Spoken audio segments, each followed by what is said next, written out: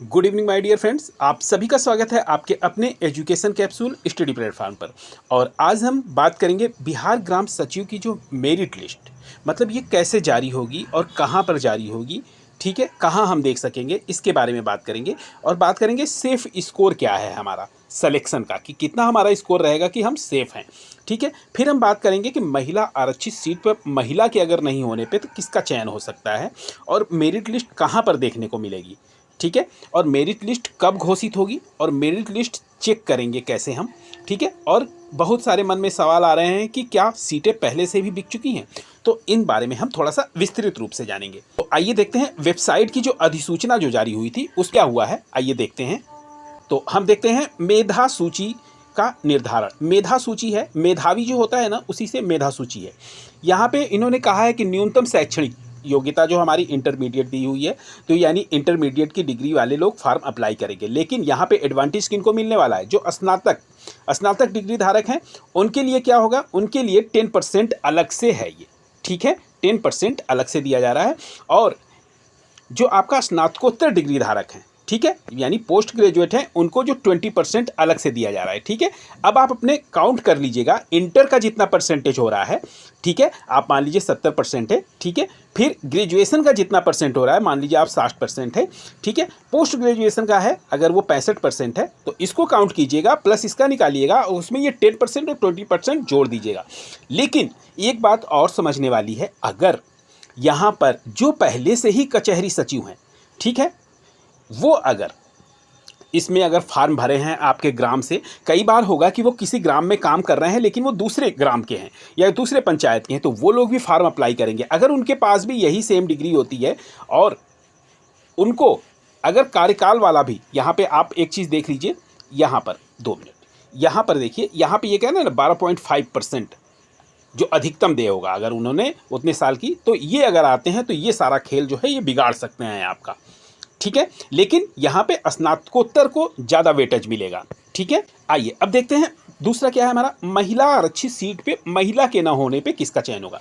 देखिए कई बार ऐसा होता है कि किसी कारणवश महिला जो है किसी वजह से उन्होंने फॉर्म नहीं अप्लाई किया, ठीक है, वहाँ से किसी भी महिला ने, और ये सीट जो है वैकेंट रह जाती है, तो क्या इस पर पुरुष जो है वहाँ पर फार्म डाल सकता है। तो देखिए सबसे पहली बात कि अगर महिला आरक्षित है तो कभी भी कोई व्यक्ति नहीं चाहेगा कि वहाँ पे फार्म पड़े, इसलिए क्योंकि वो हरदम सेफ जोन में रहना चाहेगा। तो आप लोगों ने भी पुरुष जो कैटेगरी होगी उसी में आपने फार्म डाला होगा, ठीक है। और महिला आरक्षित सीट जब होगी तो क्या होगा कि ये वैकेंट चली जाएगी, फिर ये बैकलॉग जो अगली भर्ती आएगी उसमें फिर से ये आएगा, और यहाँ से हो सकता है कि महिला वाला हटा के इसको पुरुष कर दिया जाए, तो आपके लिए एक ये मौका बन सकता है, ठीक है। यहाँ पे चेंज हो जाए, क्योंकि महिला तो यहाँ पे किसी ने भरा नहीं, तो यहाँ पे उसको पुरुष सीट करके अगली लिस्ट में निकाला जा सकता है, तो ये बैकलॉग में आ जाएगा, ठीक है। यहाँ पे फिर किसी को मौका नहीं दिया जाएगा, इसलिए क्योंकि महिला आरक्षित सीट थी, तो महिला आरक्षित सीट में कोई पुरुष कैसे डाल सकता है, ठीक है।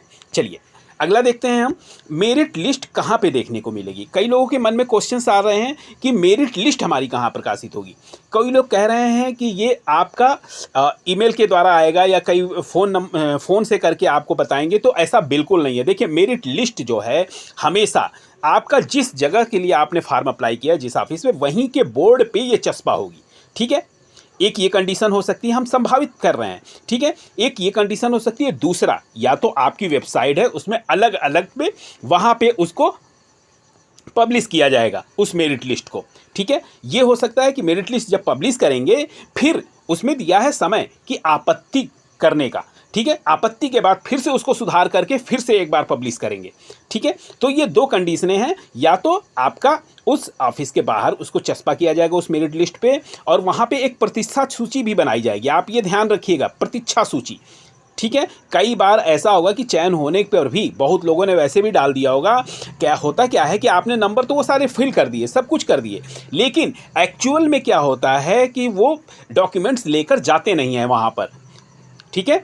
तो क्या होगा कि वो सीट वैकेंट रह जाएगी, ठीक है। तो उस जगह तो क्या होता है, जो भी प्रतीक्षा सूची में जो वेटिंग लिस्ट में होंगे उनको क्या है वहाँ मौका दिया जाएगा। तो ये भी आपके लिए एक देखने वाली बात होगी, आप प्रतीक्षा सूची का भी इंतजार जरूर कीजिएगा, ठीक है। तो ये 2 कंडीशनें, या तो वो वहाँ पे चस्पा की जाएगी या फिर वो वेबसाइट पे पब्लिश की जाएगी। ये किसी को फ़ोन करके बुलाने वाली बात ये बिल्कुल नहीं है, ठीक है, चलिए आगे देखते हैं। आगे कह रहा है मेरिट लिस्ट कब घोषित होगी। तो देखिए मेरिट लिस्ट घोषित होने का देखिए हम यहाँ पे बताए हैं, आइए देखते हैं जी। तो यहाँ पर देखते हैं, यहाँ इन्होंने कहा है ना कि 15/1 से लेके 29 तक आपका फॉर्म फिलअप हुआ था, जहाँ आपने फॉर्म भरे थे। ठीक है, फिर कह रहे हैं आवेदन पत्रों की स्क्रूटनी और मेधा अंकों के आधार पर पैनल तैयार किए जाने की। तो ये अवधि जो है, ये पैनल तैयार किए जाने की अवधि है 31/1 से लेकर 7/2 तक। फिर क्या कह रहे हैं, नियोजन समिति के सदस्य सचिव द्वारा अनुमोदन की कार्रवाई है निर्धारण अवधि। तो ये 8/2 से लेके 13/2 तक ये अनुमोदन, मतलब वो लोग बैठेंगे इसको करेंगे। फिर अनुवेदित मेधा सूची को ग्राम कचहरी के सूचना पट्ट यानी प्रखंड कार्यालय पे प्रदर्शित। अब देखिए यहाँ पे सीधा इन्होंने कह दिया ना, अनुमोदित मेधा सूची यानी मेरिट लिस्ट ग्राम कचहरी के सूचना पट्ट। देखिए एक बार आपको और फिर से दिखा देते हैं, यहाँ पे साफ साफ इन्होंने इंक्लूड किया है, इसको लिखा हुआ है कि अनुमोदित मेधा सूची जो है ग्राम कचहरी के सूचना पट्ट या प्रखंड कार्यालय पे प्रदर्शित कर दी जाएगी। वहाँ पे आपको मेरिट लिस्ट देखने को मिलेगी। कब देखने को मिलेगी? 15/2 से लेके 1/3 के बीच में। ठीक है, और इसी में वो आपत्ति भी लेंगे। जब आपका 15/2 को ये कर देंगे, इसके बाद से आपत्ति ले लेंगे कि इसमें क्या क्या, जब आप आपत्ति करेंगे कि नहीं मेरा अधिक था, आप ये डालेंगे, तो उसके बाद से फिर इसको आपत्ति को लेने के बाद फिर से एक बार निराकरण किया जाएगा और पुनः स्वच्छ पैनल तैयार करके ये फिर से पब्लिश होगा। ठीक है, तो इसमें अभी समय लगेगा। अब तो आपको क्लियर हो गया होगा कि आपका ये 15/2 को आपका ये मेरिट लिस्ट जारी होगी। ठीक है, चलिए अब आगे देखते हैं आगे और क्या था। मेरिट लिस्ट कब घोषित हुई, इसको तो हमने बता दिया ना कि मेरिट लिस्ट कब घोषित हुई। अगला है मेरिट लिस्ट चेक, इसको भी सबसे पहले हमने बताया है। ठीक है, अब आते हैं क्या सीटें पहले से बिक चुकी हैं। तो देखिए ऐसा बिल्कुल नहीं है, इसको देखकर आपको निराश नहीं होना है। कहीं भी कोई कह रहा है ऐसा बिल्कुल नहीं है, ठीक है ना। इसलिए आप एकदम इत्मीनान रखिए, ये पूरी तरह से मतलब पारदर्शिता तरीके से होगी। और पारदर्शिता तरीके से कैसे मैं कह रहा हूँ कि देखिए सबसे पहले आपकी मेरिट लिस्ट कब जारी हो रही है, आप ये देखिए 15 तारीख को आपकी जारी हो रही है। ठीक है, और 1 तारीख तक ये रह रही है। 15 से 1 के बीच में उन्होंने कहा है ना आपत्ति लेने का समय। 15 को जब आपकी मेरिट लिस्ट जारी होगी तो वो कह रहे हैं कि आप आपत्ति कीजिए, ऑब्जेक्शन कीजिए इस मेरिट लिस्ट पे। ठीक है ना, तो अब आप कहेंगे कि मैं यहाँ पे इतने अंक थे मेरे, एक बार इसको फिर से दिखाइए कि इससे ज़्यादा कितने हैं। तो ये सारी चीज़ जो है 15 से 1 के बीच में फिर से ये रिवाइज होगा ये मेरिट लिस्ट। ठीक है, उसमें जो नहीं आएंगे उसका तो रिवाइज होगा ये मेरिट लिस्ट, फिर जाके एक फाइनल मेरिट लिस्ट बनेगी। तो इसलिए आप इसमें बिल्कुल भी सशंकित ना हो कि ये सीटें पहले से बिक चुकी हैं। ठीक है, तो प्लीज़ आप लोग धैर्य बनाए रखिए, अब थोड़ा सा समय और है इसके बाद।